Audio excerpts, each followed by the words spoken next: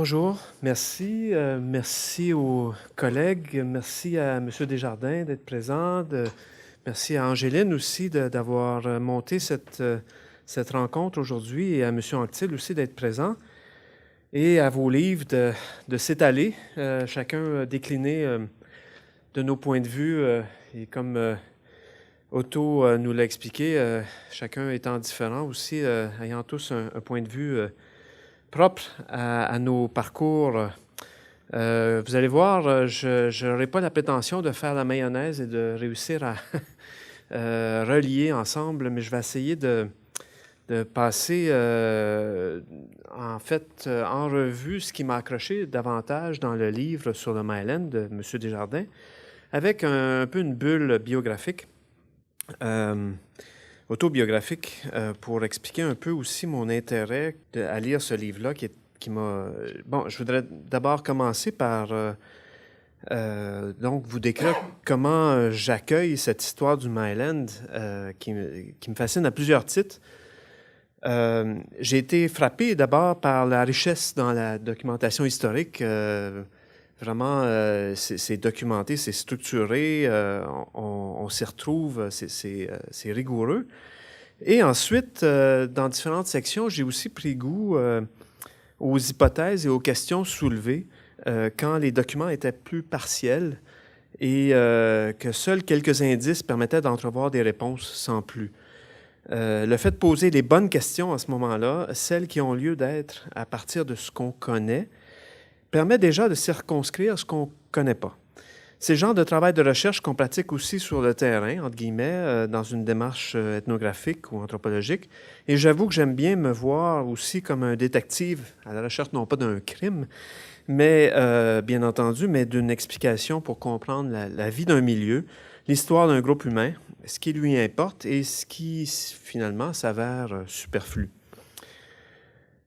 À propos, on peut prendre l'exemple de la langue, un exemple anecdotique au Québec, c'est à peine central. Pour les Québécois francophones, c'est essentiel, c'est central dans l'identité québécoise francophone, d'où la loi 101, par exemple, les lois sur l'affichage, etc., et tous les débats que ça soulève. Pour un groupe de nouveaux arrivants, même francophones, il se peut que la langue française n'a pas nécessairement cette importance centrale dans son identité. Il peut y avoir un attachement, bien sûr, à la langue française parce qu'elle est soit notre langue maternelle ou la deuxième ou même la troisième qu'on apprend. Et on y a toutes sortes de références comme une source d'enrichissement, d'ouverture, de rencontre aussi.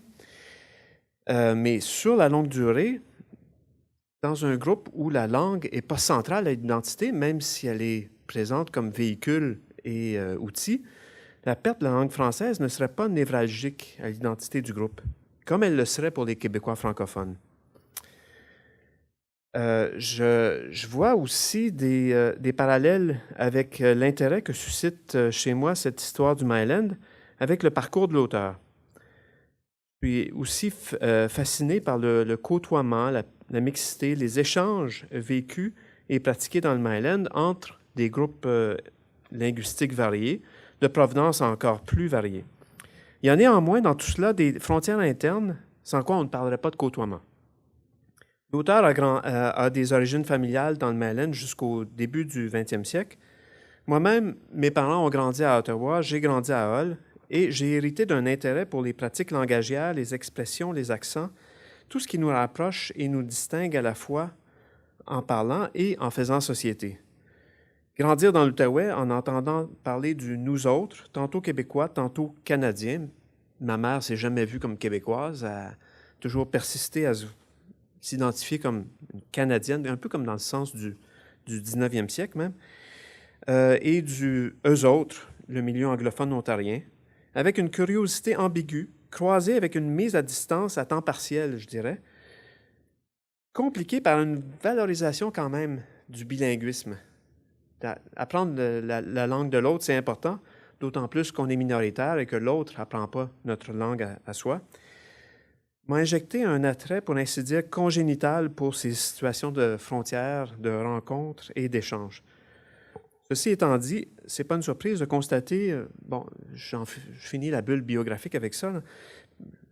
On était 4 chez moi, mes 3 sœurs et moi, on a tous fait de la traduction. 2 d'entre elles en ont fait leur gagne-pain. Et je persiste à croire que j'ai été attiré par l'anthropologie, surtout pour ces raisons. Et pour non pas la traduction stricto sensu, mais la translation que propose l'anthropologue en cherchant à élaborer un récit sensé, significatif, transposant en langage académique la vie de ces autres qui composent le terrain et dont on fait parfois partie à certains égards. Je termine là l'archéologie personnelle avant de verser dans la psychanalyse. Et revenons à notre Myland. Un des aspects qui m'a particulièrement accroché dans cette histoire du Myland, c'est le rôle des innovations dans la vie économique, sociale, politique, culturelle. Puis là, on pense aux jeux vidéo, mais on peut reculer, là. Innovation, ça date de la préhistoire, du néolithique, hein, mais on peut y penser à travers toute l'histoire du Myland, le développement des villages, des paroisses, etc. Le livre débute sur les cendres encore chaudes du régime français, puis l'intersection avec l'arrivée des colons anglais. Au passage, l'auteur résout aussi c'est important quand même, savoir d'où vient le nom du lieu, l'énigme du toponyme Myland. Ensuite, les familles Bagg et Clark et leurs descendants qui, parfois aussi, se marient entre eux, qui allaient constituer la bourgeoisie politique et d'affaires locale anglophone, recevant des lots, on voit tout décortiquer les étapes du développement de tout ce territoire-là. On aperçoit aussi, on devine tout le restant de l'île qui était à peine développé, puisque déjà la rue Sherbrooke était le début de la campagne, des années 1810-20. Hein. Tout ça se passe sur le fond de révolution industrielle, d'empire colonial britannique, il faut se le rappeler aussi, et d'expansion de la ville de Montréal, tranquillement mais sûrement, vers les campagnes au nord. Donc, la rue Beaubien n'existait pas encore. Il fallait encore qu'entre en scène le monsieur Beaubien. Donc, à mesure que l'histoire avance, qu'on lit le livre, en connaissant les rues, on a parlé de la rue Villeneuve tantôt aussi, Hello Villeneuve, la cour à bois, juste à côté ici. C'est des lieux qui prennent un sens historique d'autant plus enrichi par cette lecture-là. Le chemin de fer, la gare tout près aussi, il y avait une gare ici, juste à côté. Donc, on n'y repasse plus de la même façon. Et on reconnaît les unes après les autres les noms de rues associés aux notables qui occupent divers rôles politiques durant cette période. Il y a aussi, en termes d'innovation, les moyens de transport. Il y a le chemin de fer, évidemment. On voit se profiler aussi l'ombre du curé Labelle et des pays d'en haut à travers la connexion vers le nord. Des axes comme ça qui se construisaient tranquillement. Des sources et des quantités d'énergie aussi.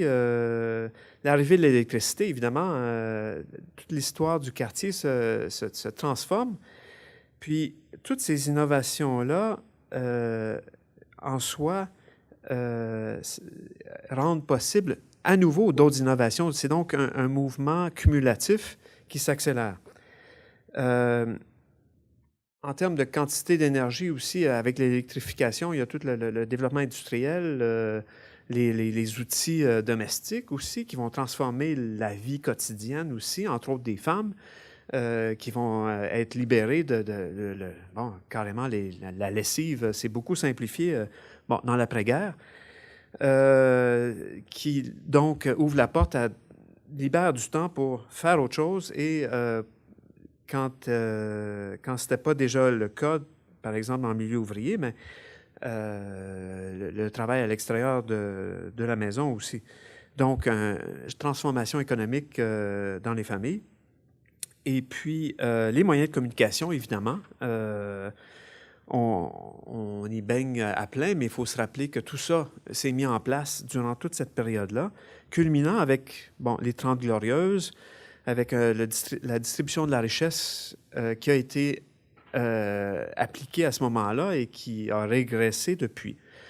Dans le contexte des sociétés de consommation qui se sont alors développées, il était essentiel que la richesse soit mieux distribuée. Et ça a permis, si on veut, la mise en place de l'État et de son rôle tel qu'on le connaît maintenant. On voit qu'il y a eu régression.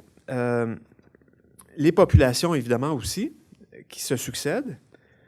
Et je vois le temps qui passe. Je saute par-dessus certaines sections, mais c'est quand même fascinant de voir la composition se diversifier, comme on voyait dans la présentation initiale.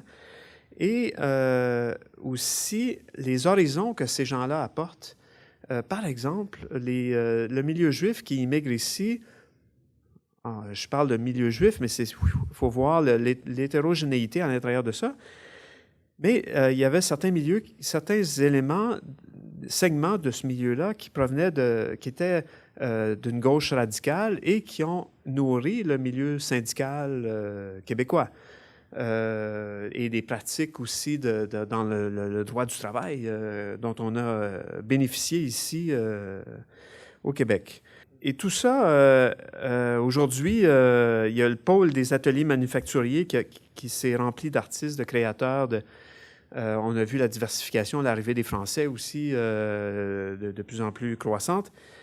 Je voulais parler de modernité liquide, qui est un concept qui a été proposé par Zygmunt Bauman, qui est un sociologue décédé l'an dernier, d'origine polonaise, mais qui a fait la majeure partie de sa carrière en Angleterre, et qui caractérise les mutations contemporaines de la modernité. Mentionne Bauman que ce qui distingue la modernité liquide, comme les liquides, ça s'écoule, ça se transforme, ça se dissout. Pour décrire un liquide, il faut inclure la notion de temps. Inévitablement aussi, quand on en fait une image, c'est une image qui est marquée dans le temps et c'est en quelque sorte, c'est un instantané. Bon, est-ce que la modernité n'a pas été liquide dès le début? Mais le projet moderne s'est instauré avec le siècle des Lumières, puis en mettant l'accent sur la raison et ses dogmes pour fonder tout ce qu'on connaît de nos régimes démocratiques, finalement, avec des principes de justice, d'équité, de représentation des citoyens, des choses de base comme ça. Mais avec la modernité liquide, ces institutions aussi s'amollissent, fondent par des solvants qui les traversent. La perte de crédibilité des régimes démocratiques, l'essor des inégalités, le retour de castes privilégiées, même la marchandisation de l'éducation. Les liens entre les entreprises et l'État s'affaiblissent au profit des entreprises, des actionnaires. On le voit aussi avec les politiques sociales, où il incombe de plus en plus à l'individu, par exemple, de s'activer vers l'emploi. C'est le prolongement dans sa face sombre de la réflexivité de Giddens. Avec la mondialisation, des réseaux transnationaux se mettent en place, qui court-circuitent l'État et ce que l'État a longtemps encadré. En même temps, d'autres réseaux, grâce à la mondialisation, se structurent sur des enjeux comme le climat, l'environnement, des causes humanitaires. Donc, c'est un panorama qu'on voit. Ce que je voulais proposer, c'est de montrer comment, aujourd'hui, le Myland est en quelque sorte un microcosme de ces transformations-là. Si les changements se sont accélérés, évidemment, à travers le temps, par rapport au début du 19e siècle et l'installation du Myland, il y a eu succession de différentes populations, succession de développement économique, mais accélération à travers tout ça. En dépit de tout ça, le Myland est demeuré un lieu qui génère des pratiques particulières d'échange entre personnes d'horizons extrêmement variés. Ce n'est que récemment, dans les années 90, que certains secteurs se sont embourgeoisés et par endroits se sont peuplés de bobos. L'attrait hétérogène de ce quartier doit être cultivé pour ce qu'il génère comme milieu de vie, de création et de développement culturel, technologique, etc. Merci.